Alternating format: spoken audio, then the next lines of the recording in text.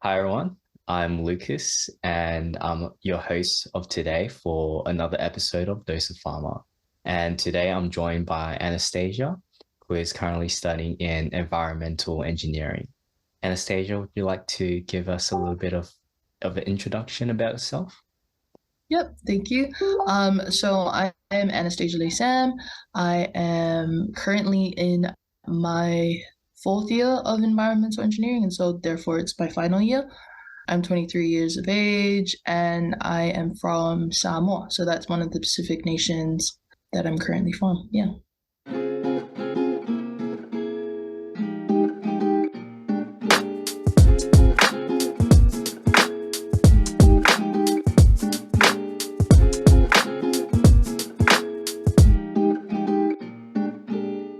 And I guess we'll just get straight into the questions. So since you're from, hopefully I pronounce it right, Yes. Samoa, Yeah, Samoa. you got it. Yeah, Yeah, that's right. how has your cultural and personal ties tying to the impacts of climate change, and how has that influenced the direction and focus of your studies in environmental engineering? So I've pretty much lived in Samoa for my whole life. And therefore, I've obviously noticed in my childhood and growing up over the years the major impacts of climate change through extreme changes to the weather, through natural disasters such as tropical cyclones. And it's become very evident that climate change is real because our people and our nations are experiencing it. Just recently, Tuvalu, the Prime Minister of Tuvalu, has officially declared that Tuvalu will become the first nation to be digital. And therefore, a lot of their historical facts and a lot about Tuvalu is going to be moved onto iCloud because the nation is slowly being lost to sea level rising. And it gets a lot. It's very daunting because you start to think that this is will eventually become my home country and will eventually be lost because of the impacts of climate change and also the fact that we weren't sort of the reason and the main reason as to why climate change has become a thing, and yet we are the ones that are at the forefront and the ones that are most impacted by it.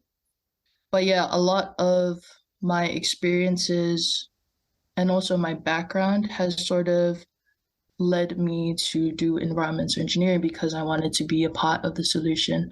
Although I'm not part of the solution just yet, I'm in the process um, of being a part of it. Yeah, so that's why I did environmental engineering. Yeah, wow. Imagine moving your his history into iCloud. Like I had no idea that's happening. Yeah, so yeah, it's pretty scary.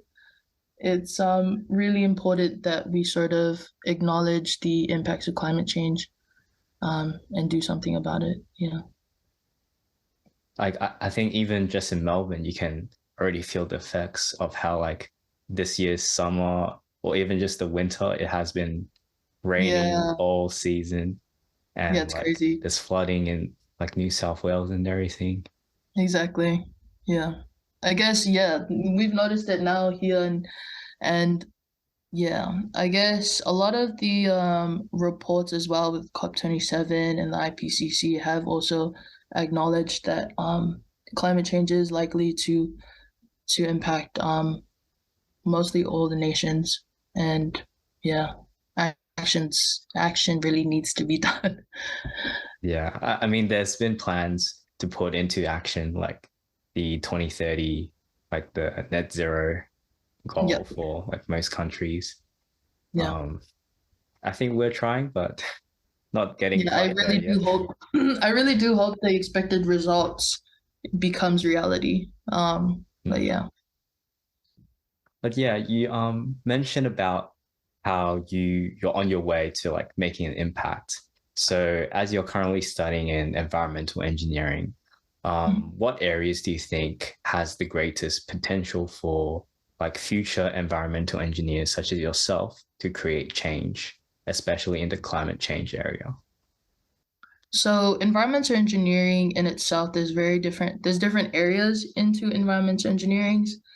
We have the mining industry, we have the energy industry where renewable energy comes in, clean energy comes in, where we provide suggestions to switch from conventional energy to clean energy and provide the best type of renewable energy to implement in their project. They're also involved in construction projects because there are certain areas of a project that needs to be environmentally beneficial, especially if companies are going to consider environmental impacts.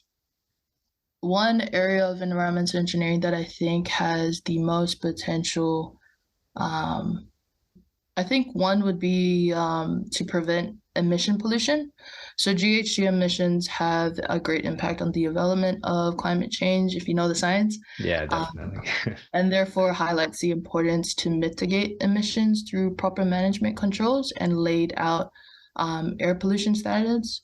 The air pollution standards in Australia is outlined. So it's a policy that is made to standardize 6 criteria air pollutants, which were developed by experts.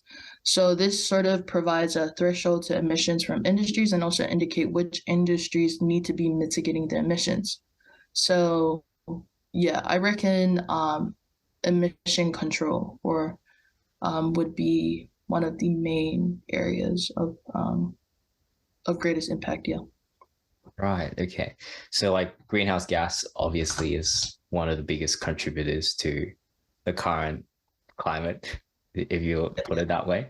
Yeah. So is that an area that you're currently interested in going into? Like after you are graduating, finishing your studies, or like do you look into something more that is like right into the renewable space so you can make like a impact in a different way?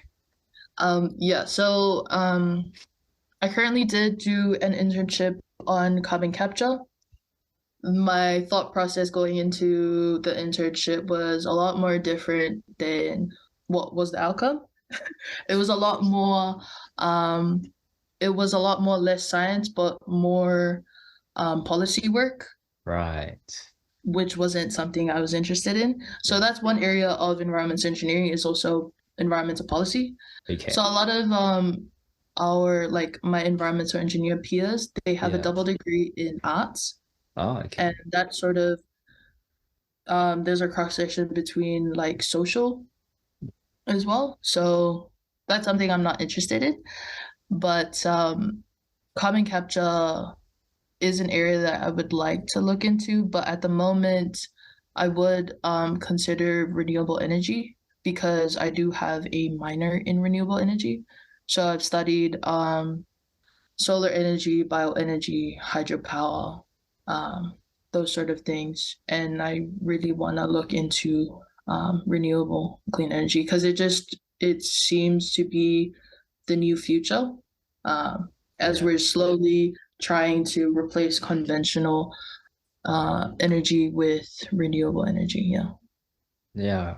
I think that's also like a great opportunity in terms of workspace as well, because since we're trying to go green in a sense, Hmm. um, and Australia has such a vast like land mass, we're great Yeah. for like wind turbine energy or like hydro Exactly. and solar even. Yep. But of course, like those jobs would be more in a rural space Hmm. because there's more land to work on. Yeah. So they'll be farther from urban areas. Yeah. Yeah, because Yeah. I currently study pharmaceutical science and chemical engineering, so Oh, yeah. it's also like a space that I'm like pretty keen towards. Yeah, definitely.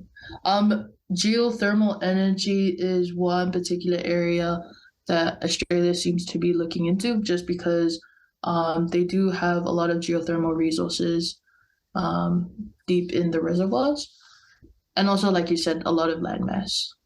Yeah, Loads of landmass. It's a, a lot yeah. is like unexplored and just left in the Yeah, open. exactly. So hopefully, eventually, companies look into it. Yeah, Yeah, because I feel like there'll be a lot more profit as well. not environmentally friendly too. Mm. And once like the government start pushing for it, it'll be much easier for them to like Yeah. start investing into it. Mm. Yeah, that's right. But yeah, so we've talked about like all these industries and like the areas.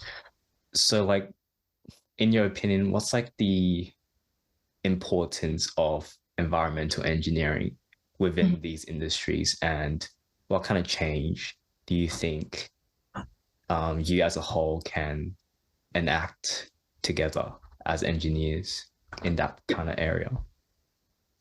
There is a principle that I don't know, I'm sure you've heard of it, but it's known as three Ps. So we've got plant, profit, and people. Yeah, So there's different variations of it. So that it just highlights how industries are trying to implement environmental, social, and economic benefits of and try to sort of provide a balance to it, even though it is quite a hard task to do. So I feel like that's what environmental engineers, environmental scientists come in and have the greatest impact, and hence why we have these expertise is that industries are becoming more self-aware of the environmental impacts of climate change and also just trying to mitigate the impacts of a lot of their project involved in. So that's probably what is most important. And also, the great thing about being an environmental engineer is that you get to work with different areas of engineers like climate, chemical engineers, civil engineers, and like the three Ps, that is likely to be um, what is the outcome of all these engineers coming together and working together to provide um, an environmentally friendly project that benefits the people and also provides an economic benefit, economic outcome. Yeah. yeah. Basically, teamwork makes the Yeah. dream work. Yeah. Exactly. Yeah. Well, thanks for that. So, well, after your 4 years of studying here, what kind of experiences have you had that enriched your studies as an environmental engineer student and also propelled you towards your future career? I think one aspect that has made um, open my eyes towards environment engineer is work experience. Like I said, I did have a few internships in terms of project management and carbon capture. Um, and those are certain areas of consideration. I do like to look into an internship that involves like energy, like renewable energy that I kind of want to just open my mind to and see whether that is something that I would be interested in.